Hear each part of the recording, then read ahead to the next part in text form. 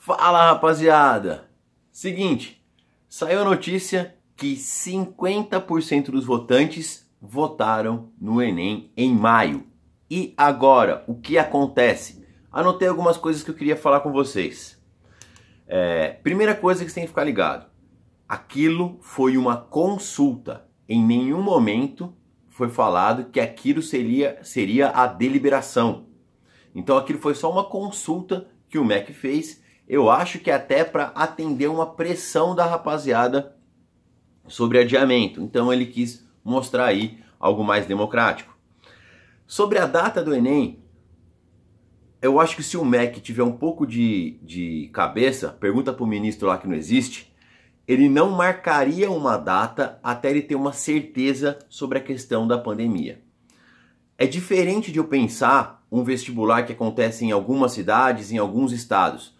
Porque a pandemia tem cidades onde você já está tendo redução de casos, tem cidades que não. O crescimento do Brasil hoje nos casos ele se dá muito mais no interior do que, por exemplo, em São Paulo, capital, que era o maior foco. Por que eu estou dizendo isso?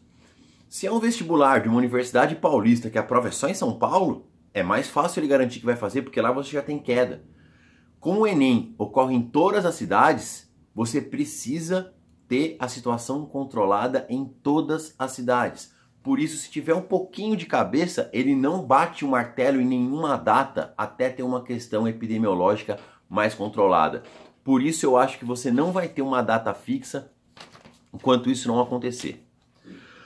E se a prova for em janeiro?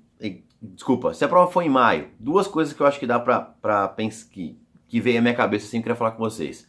A primeira é o seguinte, enquanto não tem data, é muito ruim, né? Porque você tá correndo uma corrida que você não sabe quando acaba. Você não sabe onde é o fim. Querendo ou não, o nosso cérebro se foca na meta que tá lá no final, mano. Quando eu saio pra correr uma prova, eu quero chegar no quilômetro 21, no quilômetro 10, no quilômetro 42. Eu procuro um fim. Eu vou estudar, vou ler um livro, eu quero chegar no fim do livro.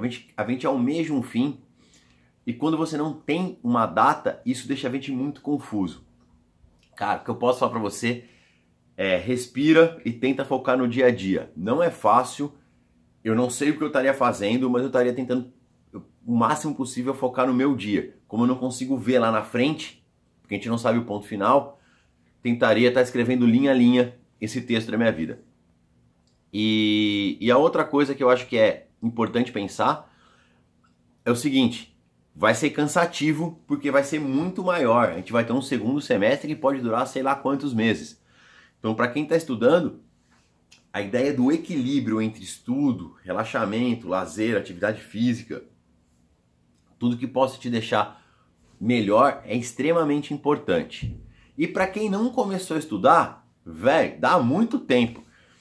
Uma pessoa que começa a estudar em janeiro para fazer a prova em novembro tem praticamente o mesmo tempo de uma pessoa que começa a estudar em junho para fazer a prova em maio. Você tem 9, 11 meses. É muito tempo. Então mesmo quem abandonou, quiser voltar e falar, dá tempo? Dá. É só se organizar que dá tempo. Bom, essa era a minha ideia. Queria que vocês comentassem o que vocês estão sentindo. Eu vou colocar esse vídeo aqui tanto no IGTV quanto no como é que chama lá? No YouTube. Tem um canalzinho no YouTube. Me segue lá também. Então tamo junto. E é nóis, sem cortes no vídeo.